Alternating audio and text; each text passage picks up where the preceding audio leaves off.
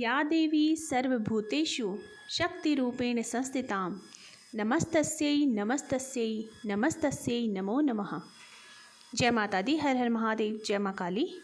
गुप्त नवरात्रों के प्रथम दिन से जो साधना करनी है, किस प्रकार से करनी है, ये आज की वीडियो में मैं आप लोगों को बता रही हूँ। ध्यान से सुनिएगा। जैसे कि मैंने पिछली वीडियो में बताया है कि ये मानसिक साधना है, तो इस वीडियो को मैं ज़्यादा लंबा नहीं खींचूँगी। मैं आपको सीधे सीधे वो चीज़ें बता देती हूँ जिस तरीके से आपने साधना में बैठना है और साधना शुरू करनी है। आपने सर्वप्रथम स्नान करके स्वच्छ वस्त्र धारण कर लें।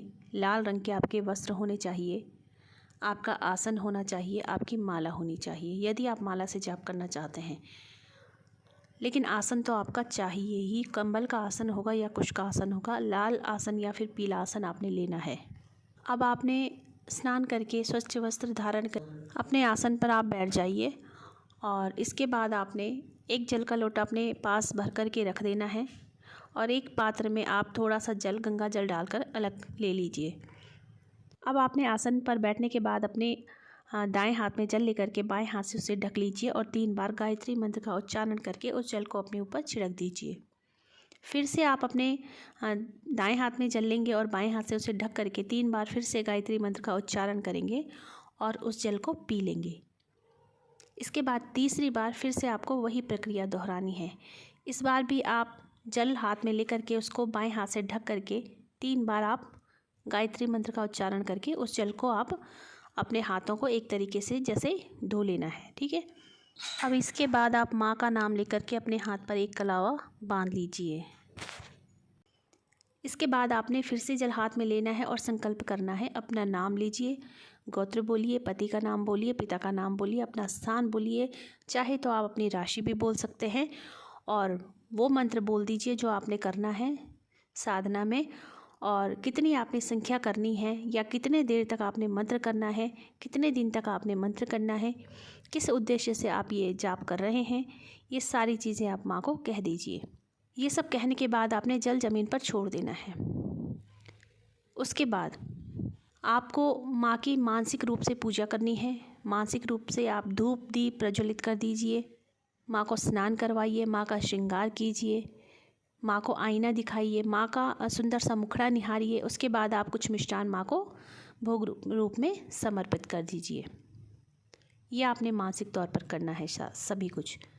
यदि आपकी सामर्थ्य है तो धूप दीप और भोग आप प्रत्यक्ष रूप से भी कर सकते हैं।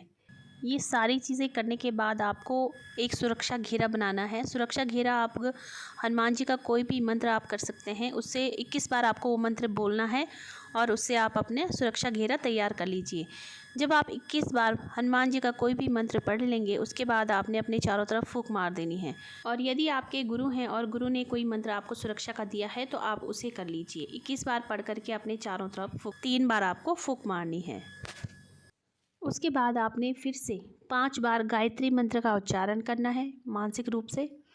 फिर आपने गणेश भगवान की मंत्र जाप करना है। फिर आपने शिव का मंत्र जाप करना है। गुरु के द्वारा दिया गया मंत्र जाप करना है, यानी कि गुरु मंत्र का जाप करना है। उसके बाद आप अपना वह मंत्र जो आप कर रहे हैं, करना चाहते हैं, उस मंत्र को आप शुरू कर सकते हैं। यदि आप माला से जाप कर रहे हैं तो अपनी संख्या निर्धारित कर लीजिए कि कितनी संख्या में आपने माला जाप करना है। और यदि आप बिना माला के ही जाप कर रहे हैं तो आप समय निर्धारित कर लीजिए कि आपने कितने समय तक ये जाप करना है। आपने 20 मिनट करना है, 25 मिनट करना है, आधा घंटा, 1 घंटा, 2 घंटे, जितना भी आपने करना है उस समय निर्धारित कर लीजिए। जाप जो आपका होगा वो 10 बजे के बाद शुरू होगा। फिर अगले दिन आपने उसी मंत्र का हवन करना है। हवन आपका प्रातः होगा। यही प्रक्रिया आपकी जो है वो 10 दिन तक चलेगी। तो इस प्रकार से आप अपनी साधना को संपन्न कर सकते हैं। इसमें जो मुख्य चीज़ है वो है आपकी आस्था विश्वास। आपकी आस्था विश्वास उससे जुड़ा होना बहुत ही आवश्यक है। पूर्ण विश्वास के साथ आप इस साधना को कीजिए, जरूर फलीभूत होगी। जय माता दी।